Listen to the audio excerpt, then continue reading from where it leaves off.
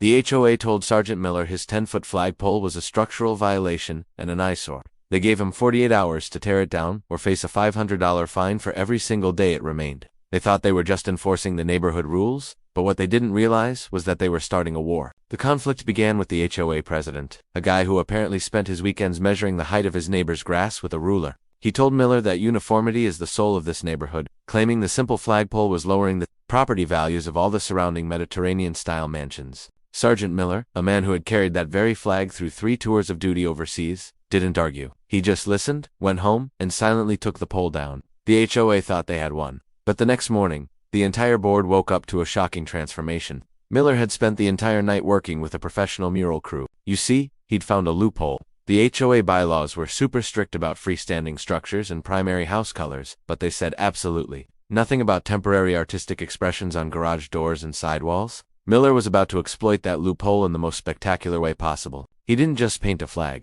He turned his entire 2-story sidewall into a hyper-realistic mural of the local mountain range, and flying over those mountains was a massive 30-foot eagle, clutching the original flagpole in its talons. Below it, shimmering in beautiful gold leaf, were the words, "Land of the Free." The HOA board immediately called an emergency session. They were ready to fine him into oblivion for using non-standard paint. But just as they were about to vote, Miller walked in. He calmly presented them with a city permit for a public art installation, because his house happened to sit on a designated historic trail. The city had granted him a permanent conservation easement for the mural. The HOA couldn't touch it without picking a fight and suing the city itself. So now, the eyesore flagpole is gone, but a 30-foot eagle watches over the neighborhood every single day. Uniformity might be the soul of the neighborhood, but as Sergeant Miller proved, justice is the heart of the home. Thanks for watching, and be sure to subscribe to our channel for more amazing stories.